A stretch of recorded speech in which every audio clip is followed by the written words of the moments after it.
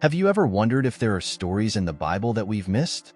Forgotten tales of faith and resistance, accounts of miraculous victories and heroic sacrifices? Today, we're going on a journey through three extraordinary books from the Ethiopian Orthodox Bible, the Books of Maccabees.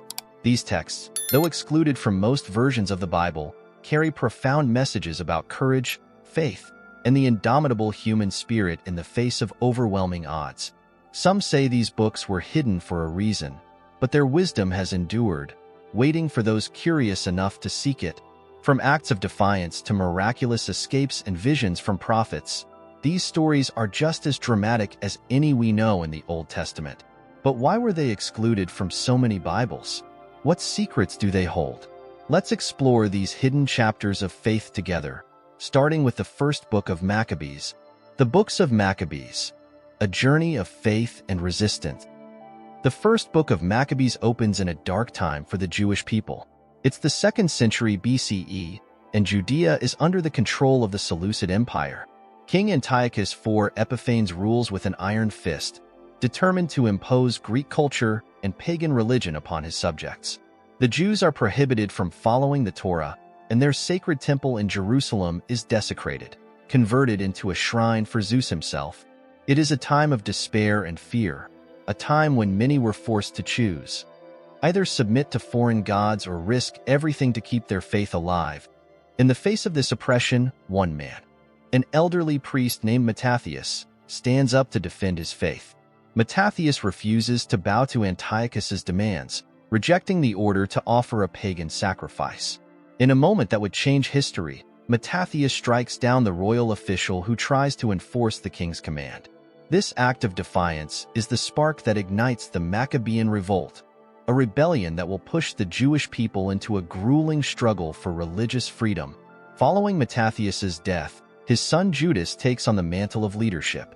Judas, known as the Hammer, a name earned through his fearless resolve and powerful presence on the battlefield, organizes a band of fighters who are prepared to sacrifice everything for their beliefs. Under Judas's leadership, the Maccabees begin a guerrilla warfare campaign, striking at Seleucid forces with stunning success despite being vastly outnumbered and outgunned. Each battle is a testament to their faith, their belief that God is guiding them to victory. Before each battle, Judas rallies his men with powerful words of faith, encouraging them to trust not in their own strength but in the power of God. One of his most famous speeches, recorded in 1 Maccabees 3:18, reminds his soldiers not to fear the numbers of the enemy, but to rely on the Lord of Heaven, who holds power over all.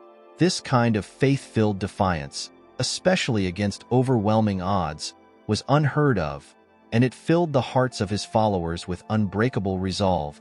Let us not fear the numbers, but trust in the Lord of Heaven, who is mighty to save in battle. In the second book of Maccabees, we encounter a new perspective on this struggle, not just the battles, but the sacrifices people made to keep their faith. One of the most moving passages recounts the story of a mother and her 7 sons, who refused to abandon their faith even when threatened with brutal torture.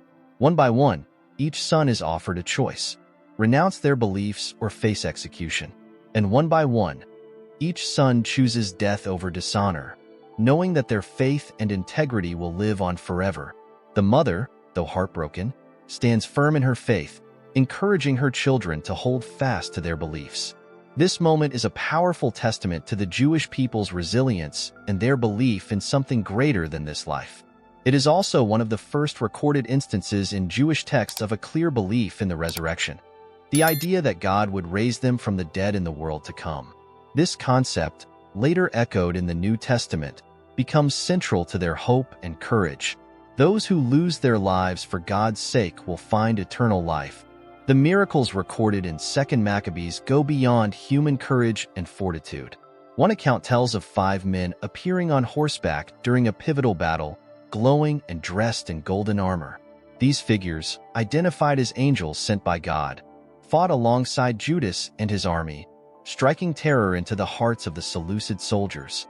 This supernatural intervention was a clear sign to the Maccabees that God had not abandoned them, but was present in their struggle, ready to act on their behalf. This divine assistance served as a reminder that their fight was not only a physical battle, but a spiritual one as well. Just as the Israelites had seen miracles when they left Egypt or entered the Promised Land, the Maccabees were given signs that God's favor was upon them. These stories of angelic aid are both awe-inspiring and comforting, showing that in moments of greatest need, divine help can arrive in the most unexpected ways. In another vivid moment in 2 Maccabees, Judas receives a vision of the prophet Jeremiah. In this vision, Jeremiah, who had long passed from this world, hands Judas a golden sword, a powerful symbol of God's assurance of victory. This sword isn't merely a weapon. It's a promise that their struggle has divine approval, that God himself is arming them for the battles ahead. Jeremiah, a prophet who had lived through times of suffering and exile, understood the Maccabees' plight and appeared to encourage them not to lose heart. The golden sword symbolizes the strength that faith brings, especially in times of hardship. This vision also serves as a bridge between the heroes of old and the Maccabees, linking their courage with the prophetic heritage of Israel. It's a reminder that their story is part of a much larger narrative, a history of faith that God has been guiding since the beginning. Our journey takes us to the third book of Maccabees, a story set not in Judea but in Egypt, under the rule of Ptolemy IV. This king, driven by arrogance and resentment, orders that all Jews in Egypt be gathered for execution. His method is both terrifying and symbolic. He plans to have them trampled to death by elephants, a show of force meant to demonstrate his power over the God of the Hebrews. But just like Esther and the Israelites of old, the Jewish people turn to prayer and fasting. They pour out their souls before God, begging for deliverance from certain death. Their voices rise in unison, creating a chorus of hope and desperation. And as the story unfolds, we see once again that God does not turn a deaf ear to those who call upon him in faith. In a stunning turn of events, the very elephants that were meant to trample the Jewish people suddenly turn around, trampling Ptolemy's own soldiers instead.